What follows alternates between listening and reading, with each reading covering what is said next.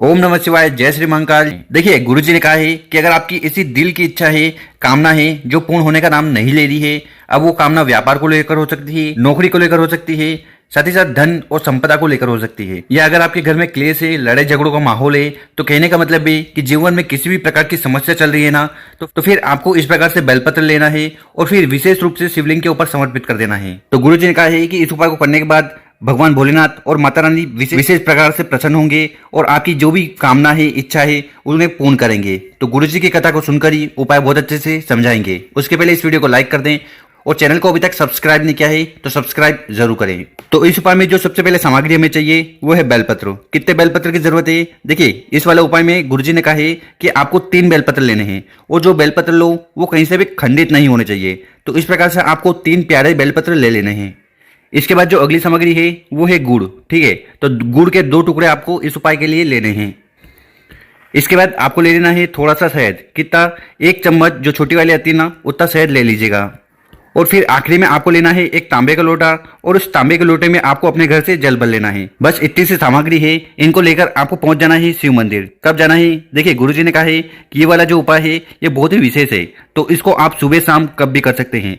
तो जो भी माता बहने भाई बंधु सुबह मंदिर नहीं जा सके तो शाम को चले जाना। और शिव मंदिर में जाकर सबसे पहले आपको दक्षिण दिशा में बैठ जाना है और आपका जो चेहरा होगा वो उत्तर दिशा की तरफ होना चाहिए। उसके बाद हर रोज की तरह जो भी पूजन पाठ आप शिवलिंग की करते हैं वो कर लीजिएगा। इसके बाद करना क्या है कि आपके पास जो शहद है, ठीक है, इस शहद को आपको अपनी अनामिका उंगली में ले लेना है। तो स्क्रीन पर आप देख सकते हो, यही अनामिका उंगली है, इसमें आपको ले लेना है। और आपके पास 3 बेलपत्र है ना, तो 3 बेलपत्र में से 2 बेलपत्र पर ये जो डंडी होती है, ठीक है, तीनों पत्तियों के बीच में ये जो जगह होती है, तो यहाँ पर आपको शहद लगा देना है। ठीक है, तो ये 64 योगिनियों का स्थान है। तो आपको अपनी अनामिका उंगली में शहद लेना है और यहाँ पर 2 बेलपत्र पर इस जगह पर आपको शहद लगा देना है। शहद लगा दिया। इसके बाद आपके पास जो पहली बेलपत्र है जिस पर आपने शहद लगाया है, उस बेलपत्र को उठाना है और उसको आपको सबसे पहले समर्पित कर देना है माता अशोक सुंदरी वाली जगह पर। तो दोनों जलाधारी के बीच में ये जो मोटी सी लाइन है, यहाँ पर आपको उस बेलपत्र को समर्पित कर देना है और यहाँ पर आपको उल्टा बेलपत्र समर्पित करना है। ठीक है, उल्टा बेलपत्र मतलब जिस साइड आपने शहद लगाया है वो शिवलिंग से स्पर्श होना चाहिए। तो चिकना वाला साइड शिवलिंग से स्पर्श होगा। इसके बाद आपके पास दूसरा बेलपत्र है जिस पर आपने शहद लगाया था, उस बेलपत्र को उठाना है और उसको आपको माता रानी के स्थान पर समर्पित करना है। तो शिवलिंग का जो कटी भाग होता है, माता रानी का हस्तकमल होता है, ठीक यहीं पर आपको दूसरी वाली बेलपत्र समर्पित कर देनी है। और यहाँ पर आपको ध्यान रखना है, इसकी जो डंडी होगी जलाधारी की तरफ होगी। 2 बेलपत्र समर्पित कर दिया। इसके बाद क्या करना, आपके पास बचा है तीसरा बेलपत्र। तो अब आपको क्या करना है कि आपको ये जो शहद है इसको फिर से आपको अपनी अनामिका उंगली में ले लेना है। और अनामिका उंगली में लेने के बाद ये जो तीसरी बेलपत्र है इसकी बड़ी पत्ती पर आपको इस प्रकार से ओम का निर्माण कर देना है। ठीक है, और नीचे बेलपत्र की जो छोटी पत्तियां हैं इन पर आपको इस प्रकार से बिंदी लगा देनी है। एक बिंदी होगी गणेश जी के नाम पर, दूसरी बिंदी होगी माता पार्वती जी के नाम पर। तो शहद से बेलपत्र के ऊपर ओम बना दिया। इसके बाद क्या करना, इस बेलपत्र को उठाना है और इसको आपको समर्पित करना है शिवलिंग के ऊपर।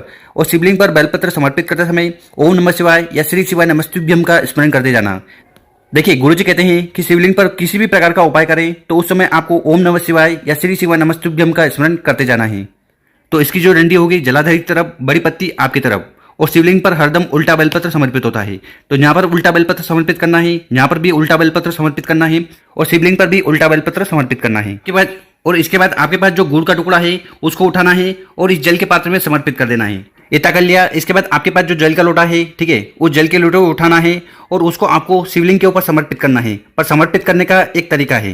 तो सबसे पहले थोड़ा जल आपको समर्पित करना है माता अशोक सुंदरी वाली जगह पर ओम नमः शिवाय श्री शिवाय नमस्तुभ्यम का स्मरण करते हुए। इसके बाद थोड़ा जल आपको समर्पित करना है माता के हस्तकमल पर। तो यहाँ पर आपने बेलपत्र समर्पित करी है, तो यहाँ पर भी ओम नमः शिवाय श्री शिवाय नमस्तुभ्यम का स्मरण करते हुए थोड़ा जल समर्पित करना है। और इसके बाद उस लोटे में जितना भी जल है उस जल को शिवलिंग के ऊपर समर्पित कर देना है ओम नमः शिवाय श्री शिवाय नमस्तुभ्यम का स्मरण करते हुए। उसके बाद आपको शिवलिंग के पास बैठ जाना है और अपना नाम और गोत्र का स्मरण करते हुए कम से कम 11 बार, 21 बार, 51 बार या 108 बार ओम नमः शिवाय या श्री शिवाय नमस्तुभ्यम का स्मरण कर लेना है। इसके बाद आपके मन में जैसी भी विशेष कामना है, और वो कामना व्यापार को लेकर हो सकती है, नौकरी को लेकर हो सकती है, ठीक है, धन को लेकर हो सकती है, संपदा को लेकर हो सकती है, या बच्चों की पढ़ाई को लेकर हो सकती है, उनके फ्यूचर को लेकर हो सकती है। साथ ही साथ जीवन में समस्या चल रही है तो उसके लिए भी आपको कामना कर लेना है। तो गुरुजी का कहना है कि अगर आपके जीवन में किसी भी प्रकार की समस्या या कामना है ना, तो इस उपाय को करने से बिल्कुल भी नहीं चुकना है। ये उपाय अगर आप एक दिन भी कर लेते हो ना, अरे तो आपकी सारी समस्या, आपकी सारी कामनाएं पूर्ण होने लगेगी। तो विशेष उपाय है, विशेष तरीके से जरूर करना। और अगर आपको ये वीडियो अच्छे लगे ना, तो कम से कम 5 लोगों के साथ शेयर जरूर करिएगा। ओम नमः शिवाय।